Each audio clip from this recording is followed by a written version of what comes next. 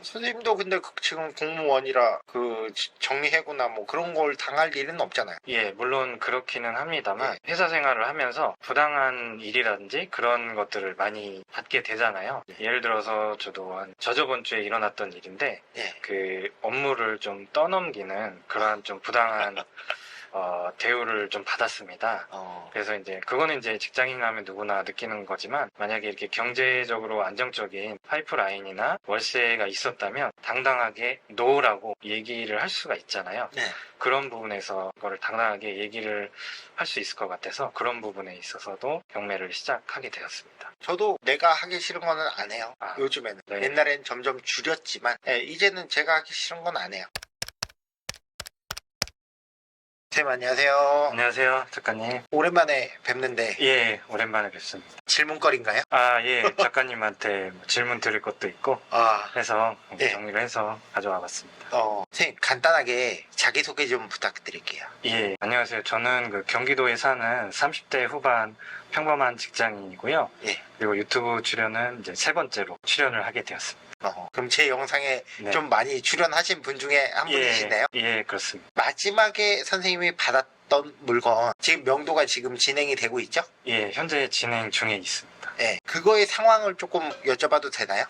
예, 현재 지금 명도 하는 데 있어서 좀 어려운 부분이 있는데요. 이제 세입자분이 살고 계시는데, 세입자분이 이제 배당금 같은 거를 받으려면 인감증명서하고 인도명령서가 필요합니다. 근데 원래 보통은 이사를 가는 날에 이제 짐을 다 빼고 확인한 후에 이제 그걸 주는 게 원칙이거든요. 근데 그 전에 미리 인감증명서랑 명도확인서를 빨리 달라고 좀 얘기를 하셔가지고 조금 애로사항이 지금 많이 있는 그런 상태입니다. 이 영상을 보고 좀 잘 모르시는 분들이 있을 거예요. 명도 확인서를 그분한테 드리면 이제 어떻게 되는 거죠? 명도 확인서를 집을 비우지 않고 미리 드리게 되면 그때부터는 강제 집행이라는 거를 할 수가 없습니다. 그리고 그 분을 또 이제 내보내려면은 명도 소송이라는 거를 제가 해야 되는데, 그거는 최소 6개월에서 1년이 걸릴 수도 있기 때문에 그런 부분을 좀 굉장히 중요하고 신중하게 해야 된다고 배우게 됐죠. 마지막 낙찰받은 게 얼마 정도 됐나요? 기간이 한 2달 정도 지난 것 같습니다. 2달 정도? 예. 그럼 잔금 납부를 지금 며칠 전에 하셨죠? 예, 며칠 전에 납부를 했습니다. 며칠 전에 납부했고 지금 명도가 진행 중이잖아요. 네, 맞습니다. 근데 그 세입자가 지금 버티고 있는 중이죠? 협상이 잘 안 되고 있어서 작가님한테 도움 요청을 드린 상태입니다.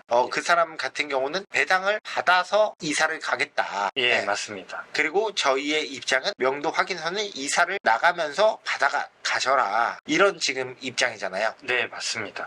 그게 이제 조율이 지금 좀 안 돼서 그래서 기간이 길어지는 것 같아요. 약간 길어지고 있는 것 같습니다. 이거에는 항상 딜레마인 것 같아요. 이 사람을 믿느냐 안 믿느냐. 그래서 오늘 원래는 저랑 같이 만나려고 했었는데 그분이 안 계셔서 만나지 못하고 지금 온 상태잖아요. 이런 경우에는 저 같은 경우는 다시 한번 설득을 일단 해보고 안 되겠다 싶으면 명도 확인서를 써서 주는 것도 저는 그렇게 나쁘진 않은 것 같아요. 그리고 대신에 뭐 계약서라든가 이삿짐 센터 뭐 계약서라든가 그런 걸 이제 미리 조금 계약을 하셔라. 어차피 배당 나오고 나서 바로 이사를 가신다고 하신 거잖아요. 그러면 아다리가 좀 맞아야 되잖아요. 그 기간이. 이 사람은 배당 받고 아마 이거를 진행하려고 할 거예요. 배당 받아 나가는 거는 자기 사정이잖아요. 원칙은 저희는 이사 나갈 때 주는 게 원칙은 맞아요. 그거를 최대한 설득을 해보고 안 되면 이제 그 다음 계획으로 가야 되는 거죠. 최악은 강제 집행이라는 게 있잖아요. 근데 그것도 저는 크게 신경 안 쓰셔도 될 것 같아요. 그 중간에서 이제 합의점만 찾으면 되는 거거든요. 그리고 이분 같은 경우는 한번 경매 경험이 있으신 것 같아요. 그런 것 같습니다. 선생님 오늘 A4 용지를 가져오셔서 질문을 하신다고 하셨는데 첫 번째로 했던 게 약간 경제적 자유에 대해서 선생님이 하시고 싶은 말이 있다고 해서. 맞습니다. 선생님이 생각하는 경제적 자유는 뭔가요? 제가 생각하는 경제적 자유는 현금 흐름이 월급 정도만큼만 나오는 그런 상태면은 경제적 자유라고 생각을 하게 됩니다. 예를 들어서 제 월급이 400만 원이라고 치면은 그 400만 원이 월세로 이자 다 빼고 순수익으로 400만 원이 나온다고 하면 제가 직장을 안 다녀도 지금 현재 생활을 유지를 할 수가 있잖아요. 그렇죠. 그러면 저는 경제적 자유라고 생각을 합니다. 그래서 이 경매를 처음에 시작한 것도 물론 이제 좋은 직장에 다니고는 있지만 이제 직장 생활을 하면서도 여러 가지 이제 승진을 해야 되고 뭐 네. 그런 직장인 분들이 겪는 그런 하나 스트레스 같은 것이 있잖아요. 네. 내가 언제 잘릴지 모른다는 그런 생각. 그렇게 되면은 또 예를 들어서 이제 한참 돈이 많이 들어갈 시기인데 네. 갑자기 정리해고나 이런 것들을 당하면은 굉장히 좀 난감한 상황이 있을 수가 있잖아요. 예, 그래서 그런 부분을 좀 해결을 하고자 경매를 처음 시작을 하게 됐죠. 선생님도 근데 지금 공무원이라 정리해고나 뭐 그런 걸 당할 일은 없잖아요. 예, 물론 그렇기는 합니다만 회사 생활을 하면서 부당한 일이라든지 그런 것들을 많이 받게 되잖아요. 예를 들어서 저도 저저번 주에 일어났던 일인데 그 업무를 좀 떠넘기는 그러한 좀 부당한 대우를 좀 받았습니다. 그래서 이제 그거는 이제 직장인 하면 누구나 느끼는 거지만 만약에 이렇게 경제적으로 안정적인 파이프라인이나 월세가 있었다면 당당하게 노라고 얘기를 할 수가 있잖아요. 네. 그런 부분에서 그거를 당당하게 얘기를 할 수 있을 것 같아서 그런 부분에 있어서도 경매를 시작하게 되었습니다. 저도 내가 하기 싫은 거는 안 해요. 요즘에는. 네. 옛날엔 점점 줄였지만 이제는 제가 하기 싫은 건 안 해요. 부당하다 싶으면 안 해요. 그러면 작가님도 그런 어느 정도 일정 수준에 도달하면은 내가 이제 만나고 싶은 사람, 그렇죠. 만나기 싫은 사람을 굳이 안 만나도 되고 이제 그러한 것을 내가 삶을 스스로 선택할 수가 있고 그런 부분들이 좀 많이 좋아질 수가 있는 거죠. 그렇죠. 옛날에는 필요 없는 에너지를 내가 쓸 때가 있어요. 조심스럽지만 직장에서 다 내 편이 아닐 수도 있어요. 직장 생활에서는 돈을 벌려고 온 거잖아요. 그 조직이 별로 안 좋은 조직이면 그 조직에 따라서도 저는 좀 달라진다고 생각은 해요. 그런 것 같습니다. 그 조직에 내가 안 어울리는 사람이라고 내가 이상한 사람 취급을 받을 수도 있어요. 그런 게 좀 싫었거든요. 정치가 좀 심하잖아요. 직장 내에서. 네, 맞습니다. 네, 그러니까 저는 거기에 제가 선택한 거는 자발적 왕따였어요. 저희 조직에서는 좀 이상하다 싶으면 왕따를 시켜요. 그게 최고의 자기네가 할 수 있는 거예요. 저 사람 왕따 시켜. 근데 막상 왕따가 돼보면 더 좋아요.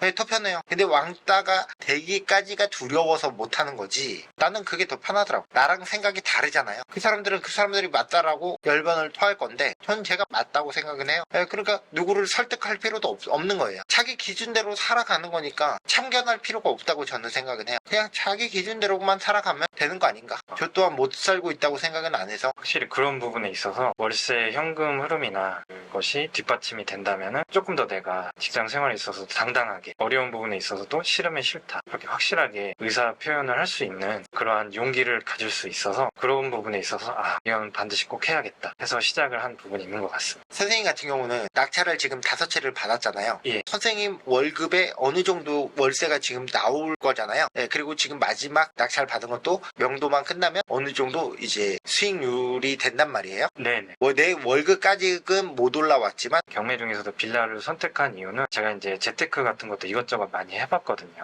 예를 들어 뭐 주식이라든지 코인 이런 것도 다 해봤습니다. 실제로 성적이 좋지 않았고 그런 것들은 이제 시세 차익이잖아요. 그렇죠. 그래서 그런 부분을 타이밍을 잡는 게 솔직히 쉽지가 않더라고요. 쉽지 않죠. 그리고 뭐 주식 중에서도 안정적이고 길게 오래 가는 거 예를 들어서 이제 미국 주식 같은 거가 있더라고요. 보니까 SPY라든지 QQQ 이런 것들이 수익률 보면은 12% 15% 정도 나온다고 하는데 실제로 해보면은 그걸 한 20-30년 정도 끌고 가야지만 그러한 수익률이 나오는데 과연 내가 그 정도까지 기다리고 버틸 수 있을까? 이걸 할 수 있는 사람이 얼마나 될까? 그런 부분에 있어서 빌라 같은 경우는 수익률을 최소 20% 이상 가져가기 때문에 한번 계산을 해보면은 수익률이 1년에 20%라고 하면 5년 정도면은 원금을 회수할 수 있거든요.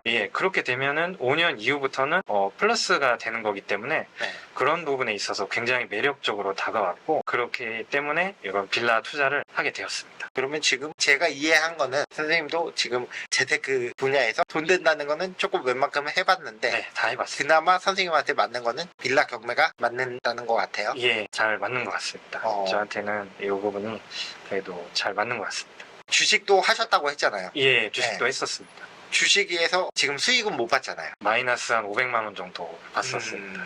주식을 할 때랑 빌라 경매를 했을 때 차이점이 있나요? 주식 같은 경우는 시세 차익을 이제 할 수가 있고 좀 더 현금성이라든지 이런 거를 빨리 그 전환을 할 수가 있잖아요. 네. 매도하면은 현금으로 빨리 할 수가 있고. 그런데 빌라나 부동산 같은 경우는 이거를 한번 팔려고 하면은 쉽지가 않잖아요. 그런 부분에 있어서 내가 좀 덜 흔들리고 좀 안정적으로 가져갈 수 있는 그런 부분이 있어서 확실히 주식보다는 부동산이 그러한 면에서는 잘 맞았던 것 같습니다. 낙찰을 지금 5채를 받았잖아요. 네. 이제 요거 명도되고 나서 네. 만약에 수익률을 한다고 하시면 월급의 그래도 절반 정도는 지금 순수입으로 남는 거 아닌가요? 순수익으로 한 5채 정도 만약에 세팅이 된다고 하면 예. 이자 빼고 한 170 정도 받을 수 있을 것 같습니다.